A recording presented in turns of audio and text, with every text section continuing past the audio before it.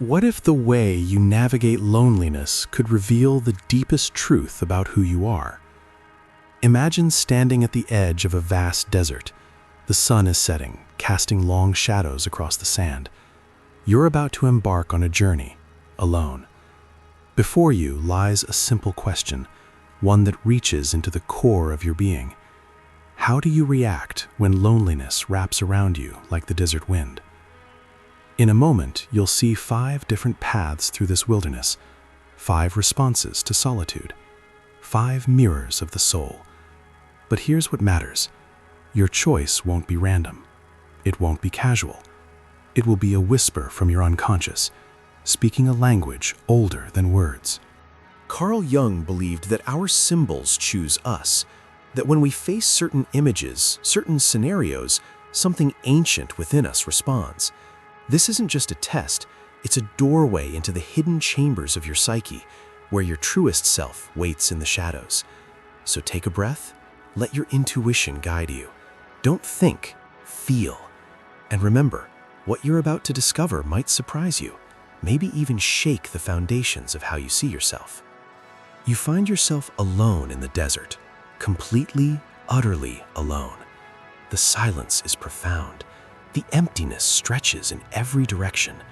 How do you react to this loneliness? Do you build a fire and wait? Do you start walking toward the horizon? Do you create something from the sand? Do you close your eyes and turn inward?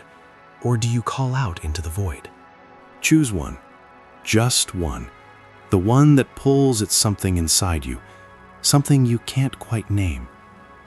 Before we explore what your choice reveals, we need to understand why this matters. Jung spent his life studying the landscape of the human soul. He discovered that we don't just experience loneliness, we project onto it. We fill it with our fears, our desires, our unmet needs. Loneliness becomes a canvas where our unconscious paints its most honest portraits. The desert, in Jung's symbolic language, represents the wilderness of the self. It's where we meet ourselves without distraction, without the noise of the world. It's terrifying. It's sacred. It's where transformation happens. Your reaction to loneliness isn't about being alone. It's about how you relate to emptiness, to silence, to the unknown parts of yourself.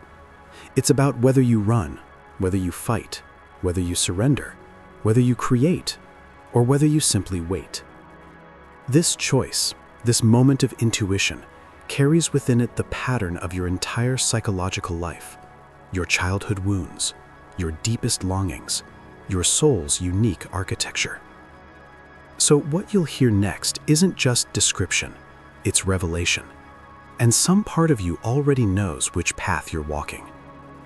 The 5 paths through the desert. Path 1. You build a fire and wait. At first glance, this seems simple, practical even. You gather what you can find, twisted branches of dead wood, dried grasses, stones to form a circle. You strike flame against the falling dark. But look deeper. This fire isn't just warmth, it's a statement. If this path called to you, you carry within you the archetype Jung called the guardian, sometimes known as the Sentinel.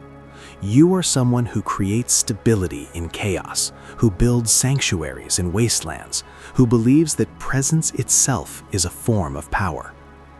Deep inside you craves certainty in an uncertain world.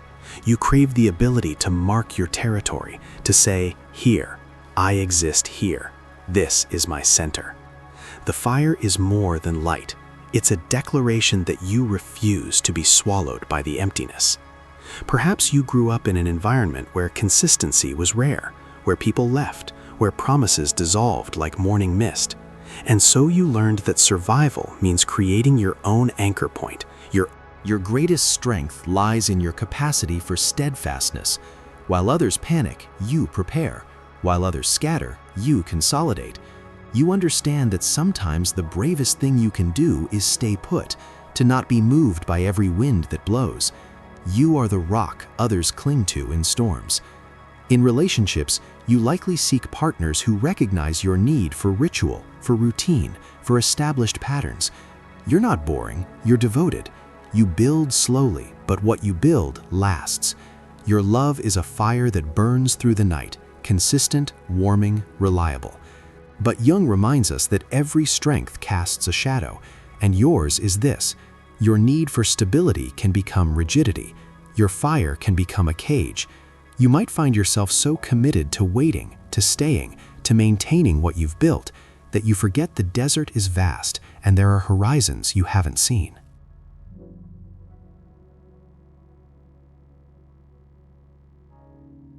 Do you fear movement? Do you fear that if you leave your fire, you'll lose yourself entirely? Yet there's something you may not realize. Sometimes the journey itself is the destination. Sometimes waiting becomes a form of hiding. This fire whispers, "I am here, I am solid, I endure." But remember, even guardians must sometimes trust the darkness, must sometimes let the fire die and walk into the unknown. Your loyalty is beautiful, but don't let it become a prison. Can you allow yourself to be uncertain, to be unanchored, to trust that you are more than your ability to stay in one place? Path 2. You walk toward the horizon. This choice feels active, decisive. You see the desert. You are the seeker, the warrior, the one Jung identified as carrying the archetype of perpetual motion, of transformation through action. If this path resonated with you, your soul is oriented toward becoming, not being, toward progress, not stillness. Deep inside you crave purpose, direction, the feeling that your life is going somewhere, that each step matters, that you're not trapped or stagnant.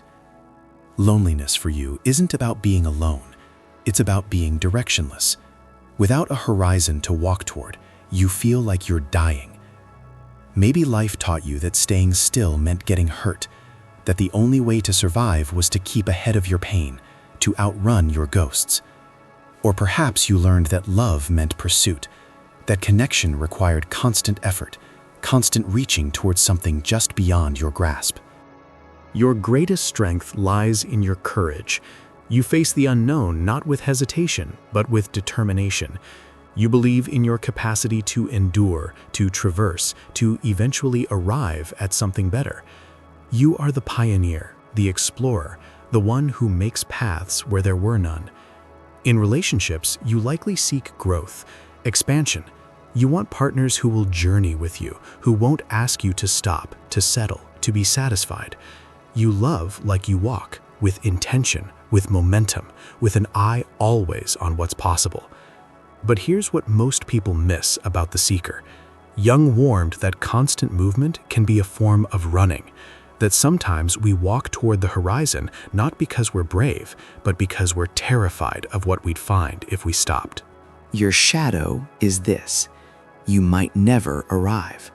You might spend your whole life walking, searching, seeking, and miss the fact that what you're looking for isn't out there in the distance. It's right here, in this moment, in this breath, in the sand beneath your feet right now. Do you fear stillness? Do you fear that if you stop moving, the emptiness will catch up with you? That the loneliness you're trying to escape will finally wrap its arms around you? This path whispers, I am becoming, I am growing, I am moving toward my destiny.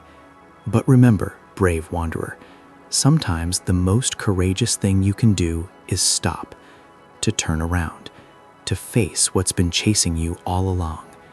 Will you dare to arrive, to be here fully, without the promise of somewhere else? Path 3. You create something from the sand. Your hands move before your mind decides. You kneel. You begin to shape. Patterns in the sand. Sculptures. Drawings. Something from nothing. Art from emptiness. If this called to you, you carry the archetype of the creator, sometimes called the eternal child.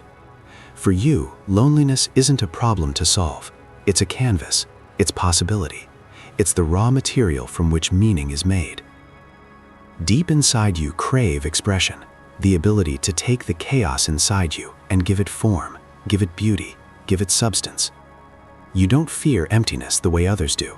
You see it as potential, as space waiting to be filled with your vision. Perhaps you grew up feeling unseen, unheard, and so you learned that the only way to exist fully was to create evidence of yourself, to leave marks on the world that said, "I was here, I felt this, I made this." Your loneliness became your studio. Your greatest strength lies in your ability to transform suffering into beauty. While others collapse under the weight of isolation, you alchemize it. You turn pain into poetry, emptiness into art, loneliness into something others can recognize and say, "Yes, I've felt that too." In relationships, you likely seek witnesses, people who will see what you create, who will understand the language of your symbols, who will recognize that your art isn't separate from you, it is you, expressed in forms that can be touched and held. But Jung reminds us that the creator has a shadow, and yours is this. You might become so focused on making meaning that you forget to simply be. You might spend so much energy transforming your loneliness that you never actually feel it, never actually let it teach you what it came to teach. Your shadow asks, are you creating from fullness or from fear? Are you expressing truth or performing it? Yet there's something deeper here. Sometimes the most honest creation is the one you don't share, the one you make just for yourself, just for the sake of making. Do you fear that without your creations, you are nothing? That the raw, unadorned you isn't enough? Can you exist without producing, without proving your worth through what you make? This path whispers, I am imagination, I am possibility, I am the artist of my own experience. But remember, beautiful creator, you are not your art. You are the one who makes it, and you are already whole, already enough, even with empty hands. Will you allow yourself to be seen without your creations? To be loved for who you are, not what you make? Path 4. You close your... You are the hermit, the mystic, the one Jung called the sage or the contemplator. If this path resonated with you, you understand something most people don't, that the truest journey is inward, that loneliness isn't something to escape, but something to enter more fully. Deep inside you crave depth, authenticity, the ability to touch the bedrock of reality beneath all the noise and performance of ordinary life. For you, loneliness isn't isolation, it's clarity. It's the stripping away of everything false until only truth remains. Maybe you learned early that the world was too loud, too demanding, too superficial, that people wanted you to be something you weren't. And so you turned inward, found a... Your greatest strength lies in your self-sufficiency. You don't need external validation the way others do. You've built an inner world so rich, so vast, that you could wander there forever and never run out of discoveries. You are comfortable with silence, with solitude, with the parts of existence that terrify others. In relationships, you likely seek understanding more than activity. You want partners who can sit with you in silence and feel connected, who don't need constant stimulation or reassurance, who recognize that intimacy doesn't always mean talking. Sometimes it means simply being together in the quiet. But here's what Jung would tell you. The hermit's shadow is disconnection. In your journey inward, you might have traveled so far that you've forgotten the way back. You might have become so comfortable alone that you've forgotten how to truly connect with others, how to be vulnerable, how to let someone else in. Your shadow whispers, I don't need anyone. I am complete alone. But is that wisdom or wound? Is your solitude chosen, or is it a fortress you built to keep out rejection, abandonment, the terrifying possibility that if you opened yourself, you might be hurt? Do you fear that connection means losing yourself? That if you step out of your inner sanctum, you'll be overwhelmed, consumed, lost in the noise of other people's needs and expectations? This path speaks, I am depth, I am presence, I am the witness of my own existence. But remember, wise seeker, True wholeness includes relationship, includes the messiness and beauty of human connection. You are vast, yes, but you are not meant to be an island forever. Can you open your eyes? Can you let someone into your silence? Can you trust that connection doesn't diminish you, it expands you? Path 5. You call out into the void. This is the boldest choice, the most vulnerable. You stand in the emptiness and you call, you shout, you reach out with your voice, with your longing, with your refusal to accept the silence. If this path pulled at you, you carry the archetype of the lover, sometimes called the connector. You are someone who believes, despite all evidence to the contrary, that connection is possible, that you are not meant to be alone, that somewhere in this vast desert there is an answer to your call. Deep inside you crave belonging, recognition, the profound relief of being found, being seen, being answered. For you, loneliness is the deepest suffering imaginable, not because you're weak, but because your soul is oriented toward relationship, toward the sacred space that exists between people. Perhaps you grew up feeling like you were calling and no one was listening, like you were reaching and no one was reaching back. And so your loneliness became not just an experience, but a question. Is anyone there? Does anyone hear me? Am I alone in this universe?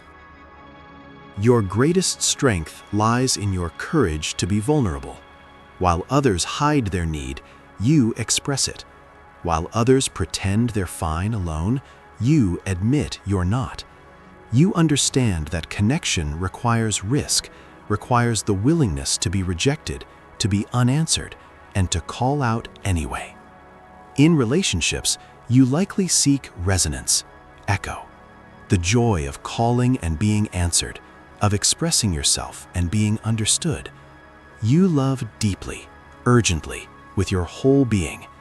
You are not casual about connection. For you, it's everything. But Jung would remind you of this. The lover's shadow is dependency. Your need for connection can become desperate. Your fear of loneliness can make you cling to relationships that don't serve you, to people who don't truly see you, just because they're there, just because. Your shadow asks, do you know how to be alone without falling apart? Do you trust that you have substance even when no one is witnessing you? Or have you made other people responsible for your sense of self, for your feeling of existence? Yet there's something you may not realize. Your willingness to call out is beautiful. Your refusal to accept disconnection as the final word is courageous. But sometimes the answer you're seeking doesn't come from outside. Sometimes you must learn to answer your own call. Do you fear your own company? Do you fear discovering that you might actually enjoy something? This path cries, I am connection, I am relationship, I am the bridge between souls. But remember, brave caller, you must first be able to hear your own voice, to answer your own questions, to find yourself before you can truly be found by another. Will you learn to be your own companion, to call out and hear your own echo, and find that it is enough? The truth behind your choice. Your choice wasn't random. It was never random. It was a whisper from your unconscious, revealing the pattern you've been living your whole life. The way you react to loneliness is the way you react to everything: uncertainty, loss, change, the unknown. If you built a fire, you seek stability. If you walked, you seek growth. If you created, you seek meaning. If you turned inward, you seek truth. If you called out, you seek connection. But here's what Jung understood that most people miss. None of these responses is wrong. None is better. Each is a legitimate way of being human. Each carries gifts, and each carries shadows. The question isn't which path you chose. The question is, do you know why you chose it? Are you conscious of the pattern you're living? Or are you, as Jung would say, being lived by your unconscious? Until you make the unconscious conscious, Jung wrote, it will direct your life and you will call it fate. Your reaction to loneliness isn't fate, it's a habit, a pattern formed in childhood, reinforced through experience, carved deep into your psyche. But habits can be seen, patterns can be recognized, and once you see them, once you truly understand why you do what you do, you have a choice. You can keep your pattern. You can honor it as part of who you are, or you can gently, slowly, begin to expand beyond it. The fire builder can learn to walk. The walker can learn to stop. The creator can learn to rest. The mystic can learn to connect. The caller can learn to listen to their own voice. The desert is still there. The loneliness is still there. But now you see it differently. Now you see yourself in it, reflected, revealed, recognized. Your journey continues. Take a moment. Breathe. Did you recognize yourself in these words? Did something shift in your awareness? This wasn't just a test. It was an invitation to see yourself more clearly, to understand the architecture of your soul, to recognize that your patterns make sense. They're not random. They're your unconscious trying to protect you, trying to give you what it thinks you need. But you are more than your patterns. You are vast. You contain all 5 paths. You can build fires and you can walk. You can create and you can be still. You can call out and you can listen. The desert journey never ends. Loneliness will come again. But now you know something you didn't know before. Now you see your response not as inevitable, but as chosen. And what can be chosen can be changed. Share your choice in the comments. Tell us which path called to you and whether these words touched something true. We're all walking through deserts, all navigating loneliness in our own ways. Your story matters. Your pattern is unique. And in sharing it, you might help someone else see themselves more clearly. Until next time, keep your curiosity alive. Keep questioning. Keep exploring the vast wilderness of your own being. The journey inward is the only journey that truly matters. And remember, you are not alone in your loneliness. We're all standing at the edge of our own deserts, choosing how to walk through them, learning who we are in the silence.